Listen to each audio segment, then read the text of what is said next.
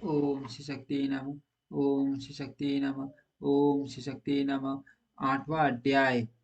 ओम श्री शक्ति नमः। षष्ठ अंश, आठवां अध्याय, शिष्य शिष्य परंपरा, महात्म्य और उपसंहार। श्री पराशर जी बोले, हे मैत्रेय, इस प्रकार मैंने तुमसे तीसरे आत्यंतिक प्रलय का वर्णन किया, जो सनातन ब्रह्मा में लय रूप मोक्ष ही है। मैंने तुमसे संसार की उत्पत्ति, प्रलय, वंश, मनवंतर तथा वंशों के चरित्रों का वर्णन किया। हे मैत्रेय, मैंने तुम्हें सुनने के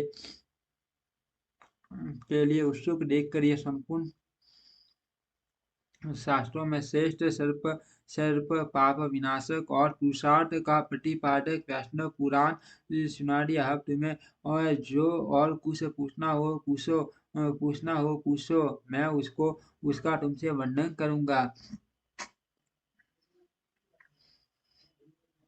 श्री मैत्रेय जी बोले, भगवान, मैंने आपसे जो कुछ पूछना था वह सभी आप कह चुके, और मैंने मैं उसे श्रद्धा भक्ति पूर्वक सुना। अब मुझे और कुछ भी पूछना नहीं है। हे मुने, आपकी कृपा से मेरे समस्त संदेह निर्भट हो गए और मेरा चित्त निर्मल हो गया, तथा मुझे संसार की उत्पत्ति, स्थिति और प्रलय का ज्ञान हो गया। हे गुरु, मैं 4 प्रकार की राशि और 3 प्रकार की शक्तियाँ जान गया, तथा मुझे त्रिविध भावनाओं का भी सम्यक बोध हो गया। हे द्विज, आपकी कृपा से मैं जो जानना चाहिए वह भली प्रकार जान गया कि ये संपूर्ण जगत श्री विष्णु भगवान से भिन्न नहीं है। इसीलिए अब मुझे अन्य बातों के जानने से कोई लाभ नहीं। हे महामुने, आपके प्रसाद से मैं निसंदेह कृतार्थ हो गया, क्योंकि मैंने वन, धर्म आदि संपूर्ण धर्म और प्रवृत्ति तथा निवृत्ति रूप समस्त कर्म जान लिए। हे विप्रवर, आप प्रसन्न रहे। अब मुझे और कुछ भी पूछना नहीं है। हे गुरु, मैंने आपको जो जो इस संपूर्ण पुराण के कथन करने का कष्ट दिया, उसके लिए आप मुझे क्षमा करें। साधु जनों की दृष्टि में पुत्र और शिष्य में कोई भेद नहीं होता। श्री पराशर जी बोले, हे मुने, मैंने तुमको जो जो यह वेद सम्मत पुराण सुनाया है, इसके श्रवण मात्र से संपूर्ण दोषों से उत्पन्न हुआ पाप पुंज नष्ट हो जाता है। इसमें मैंने तुमसे सृष्टि की उत्पत्ति, प्रलय, वंश, मनवंतर और वंशों के चरित्र, इन सभी का वर्णन किया है। इस ग्रंथ में देवता, दैत्य, गंधर्व, नाग, राक्षस, यक्ष, विद्याधर, सिद्ध और अप्सरागण का भी वर्णन किया गया है। आत्मा राम और तपोनिष्ठ मुनिजन, साटुर्वर्ण्य विभाग, महापुरुषों के विशिष्ट चरित्र, पृथ्वी के पवित्र श्रेष्ठ, पवित्र नदी और समुद्र, अत्यंत पावन पर्वत, बुद्धिमान पुरुषों के चरित्र, वर्ण, धर्म आदि धर्म तथा वेद और शास्त्रों का भी इसमें सम्यक रूप से निरूपण हुआ है, जिनके स्मरण मात्र से मनुष्य समस्त पापों से मुक्त हो जाता है। जो जो अवययात्मा भगवान भगवान हरि संसार की उत्पत्ति, स्थिति और प्रलय के एकमात्र कारण है। उनका भी इसमें कीर्तन किया गया है, जिनके नाम का विवश होकर कीर्तन करने से ही मनुष्य सिंह से डरे हुए गीदों के समान पापों से मुक्त हो जाता है। हे मैत्रेय, जिनका भक्ति पूर्वक किया हुआ नाम संकीर्तन संपूर्ण धातुओं को पिघलाने वाले अग्नि के समान समस्त पापों का सर्वोत्तम विलयन लीन कर देने वाले हैं, जिनका एक बार भी स्मरण करने से मनुष्य को नरक यातनाएं देने वाला अति उग्र कल कल कल्मश तुरंत नष्ट हो जाता है। हे द्विजोत्तम, हिरण्य गर्भ, देवेंद्र, रुद्र, आदित्य, अश्विनी कुमार, वायु, अग्नि, वसु, साध्य और देव आदि देवगण, यक्ष, राक्षस, उरग, शीत, दैत्य, गंधर्व, दानव, अप्सरा, तारा, नक्षत्र, समस्त ग्रह, सप्तऋषि, लोकपालगण, ब्रह्मनादि मनुष्य, पशु, मर्ग, सरीसृप, व्यंग, पलाश आदि वृक्ष, वन, अग्नि, समुद्र, नदी, पाताल तथा पृथ्वी आदि और शब्दादि विषयों के सहित ये संपूर्ण ब्रह्मांड, जिनके आगे सुमेरु के सामने एक रेणु के समान है तथा जो इसके उपादान कारण है, उन्हें सर्वज्ञ सर्वस्वरूप रूप रहित और पाप नाशक भगवान विष्णु का इसमें कीर्तन किया गया है। हे मुनि सत्तम अश्वमेघ यज्ञ मेघ अश्ववर्ग यटांत स्नान करने से जो फल मिलता है वही फल मनुष्य इसको सुनकर प्राप्त कर लेता है। प्रयाग पुष्कर कुरुक्षेत्र तथा समुद्र तट पर रहकर उपवास करने से जो फल मिलता है वही इस पुराण को सुनने से प्राप्त हो जाता है।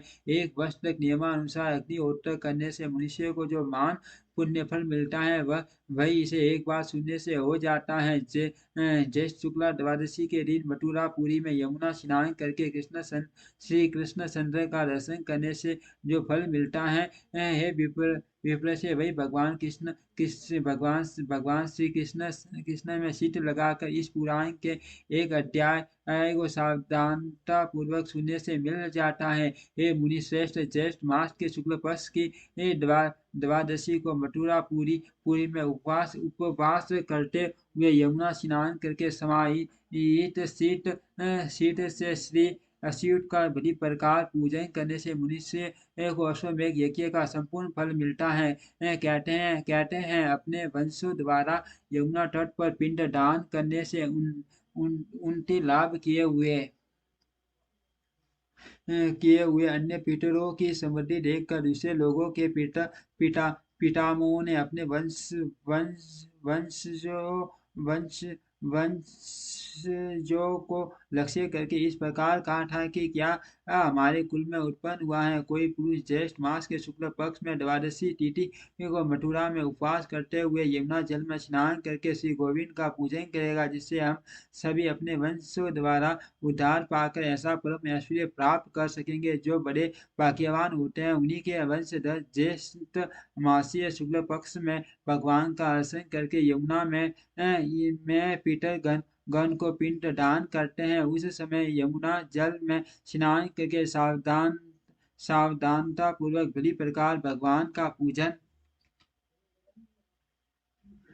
करने से और पितर गण को पिंड देने से अपने पिता मोह को टाटा हुआ पुरुष जिस पुण्य का भागी होता है वही पुण्य भक्ति पूर्वक इस पुराण का एक अध्याय सुनने से प्राप्त हो जाता है। यह पुराण संसार से भयभीत हुए पुरुषों का अति उत्तम रक्षक, अत्यंत श्रवण योग्य तथा पवित्रों में परम उत्तम है। यह मनुष्यों के दुष्सपनों को नष्ट करने वाला संपूर्ण दोषों को दूर करने वाला, मांगलिक वस्तुओं में परम मांगलिक और संतान तथा संपत्ति का देने वाला है। इस आर्ष पुराण को सबसे पहले भगवान ब्रह्मा जी ने टेबु को सुनाया था। टेबु ने प्रियव्रत को सुनाया और प्रियव्रत ने बागुरी से कहा। फिर इसे बागुरी ने स्तंभ मित्र को स्तंभ मित्र ने दधीसी ने सारस्वत को और सारस्वत ने भृगु को सुनाया तथा भृगु ने पुरुकुर्स ने नर्मदा से और नर्मदा ने धृतराष्ट्र एवं पूरन नाग से कहा। हे दिविज, इन दोनों से यह पुराण नागराज वासुकी को सुनाया। वासुकी ने वर्ष ने अश्वतर ने कंबल को और कंबल ने एला पुत्र को सुनाया। इसी समय मुनिवर वेद शिरा पाटा लोक में पहुंचे। उन्होंने ये समस्त पुराण प्राप्त किया और फिर परम ती को सुनाया। परम ती ने उसे परम बुद्धिमान जाटु कर्ण को दिया तथा जाटु कर्ण ने अन्य पुण्यशील महात्माओं को सुनाया। पूर्व जन्म में शब्द के मुख से सुना हुआ यह पुराण पुलस्त्य जी के वरदान से मुझे भी स्मरण रह गया। सो मैंने जियो का त्यों तुम्हें सुना दिया। अब तुम भी कलयुग के अंत में इसे सिनी को सुनाओगे। जो पुरुष इस अति ग्रह और कलवश नाशक पुराण को भक्ति पूर्वक सुनता है वह सब पापों से मुक्त हो जाता है। जो मनुष्य इसका प्रतिदिन श्रवण करता है उसे तो वह मानो सभी तीर्थों में स्नान कर लिया और सभी देवताओं की स्तुति कर ली। इसके 10 अध्यायों का श्रवण करने से निसंदेह कपिला गौ के दान का अति दुर्लभ पुण्य फल प्राप्त होता है। जो जो पुरुष संपूर्ण जगत के आधार, आत्मा के अवलंबन, सर्व स्वरूप, सर्व में ज्ञान और ज्ञेय रूप, आदि आदि अंत रहित तथा समस्त देवताओं के हित कारक श्री विष्णु भगवान का शीत में ध्यान कर इस संपूर्ण पुराण को सुनता है, उसे निसंदेह अश्वमेघ यज्ञ का समग्र फल प्राप्त होता है, जिसके आदि, मध्य और अंत में अखिल जगत की सृष्टि, स्थिति तथा संहार में असमर्थ ब्रह्म ज्ञान में सरासर गुरु भगवान शिव का ही कीर्तन हुआ है। उस परम श्रेष्ठ और अमल पुराण को सुनने, पढ़ने और धारण करने से जो फल प्राप्त होता है वह संपूर्ण त्रिलोकी में और कहीं प्राप्त नहीं हो सकता, क्योंकि एकांत मुक्ति रूप सिद्धि को देने वाले भगवान विष्णु ही इसके प्राप्त वह फल हैं, जिनमें शीत लगाने वाला कभी नरक में नहीं जा सकता, जिनके स्मरण स्मरण में स्वर्ग भी विघ्न रूप है, जिनमें चित लग जाने पर ब्रह्मलोक भी अति दूर से प्रतीत होता है, तथा जो अवय प्रभु निर्मल शीत पुरुषों के हृदय में स्थित होकर उन्हें मोक्ष देते हैं, उन्हीं उन्हीं असीट का कीर्तन करने से यदि पाप विलीन हो जाते हैं तो इसमें आश्चर्य ही है। क्या हैं यज्ञ बेटा क्रमनिष्ठ लोग यज्ञों द्वारा जिनका यज्ञेश्वर रूप से यजन करते हैं, ज्ञानी जन जिनका पराबर में ब्रह्म स्वरूप से ध्यान करते हैं, जिनका स्मरण करने से पुरुष न जन्मता है, न मरता है, न बढ़ता है और न क्षीण ही होता है, तथा जो न सत कारण है और न असत कार्य ही है, उनसे हरि के अतिरिक्त और क्या सुना जाए, जो अनादि निधन भगवान विभु विभु पितर रूप धारण कर सर्वदा संज्ञ कवियों को और देवता होकर अग्नि में विधि पूर्वक हवन किए हुए स्वा नामक हव्य को ग्रहण करते हैं, तथा जिन समस्त शक्तियों का आश्रय बुद्ध भगवान के विषय में बड़े बड़े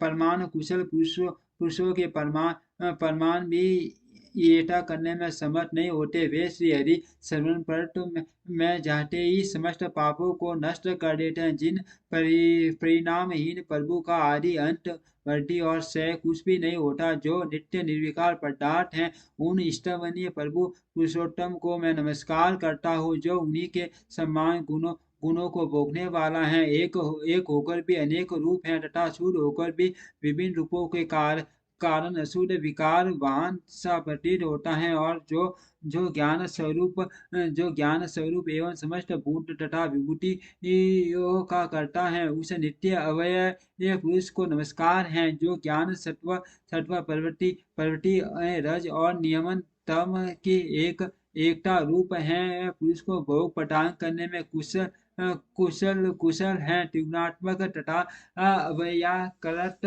हैं, संसार की उत्पत्ति का कारण है, उस सवट शीत तथा जरा शून्य प्रभु को सर्वदा नमस्कार करता हो, जो आकाश वायु अग्नि जल और पृथ्वी रूप हैं, शब्दादि भोग्य विषयों की प्राप्ति कराने में समर्थ हैं, और पुरुष का उसकी समस्त इंद्रियों द्वारा उपकार करता है, उस सूक्ष्म और विराट रूप अव्यक्त परमात्मा को नमस्कार करता हो। इस प्रकार जिन नित्य सनातन परमात्मा के प्रकृति पुरुष में ऐसे अनेक रूप हैं, वे भगवान हरि समस्त पुरुषों को जन्म और जरा आदि से रहित मुक्ति रूप सिद्धि प्राप्त करे। इति श्री विष्णु पुराणे षष्ठे अंशे अष्टमो अध्याय इति श्री पराशर सर मुनि वीरशीते श्री विष्णु परत्व निर्णायके श्रीमती विष्णु महापुराणे षष्ठो अंश समाप्त। इति श्री विष्णु महापुराण संपूर्ण श्री विष्णुवर्पणमस्तु समाप्त। ओम श्री शक्ति नमः। ओम श्री शक्ति नमः। ओम श्री शक्ति नमः। ओम श्री शक्ति नमः। ओम श्री शक्ति नमः। हे आराध्य विश्वनाथ, हे मेरे भोलेनाथ, हे मेरे श्री शक्ति, ये विष्णु पुराण आपने ही पूरी की है, मैंने नहीं, क्योंकि आप ही के कारण ये सब कुछ हो रहा है। मैं आपको ही प्रणाम करता हूँ, जो कुछ हो रहा है आपने किया तो इसका फल भी आपको ही मिलना चाहिए प्रभु। क्योंकि जो कुछ है हर स्वरूप में कण कण में आप ही है, तो इसका कारण इसके दाता और इसके विधाता भी आप ही हो प्रभु।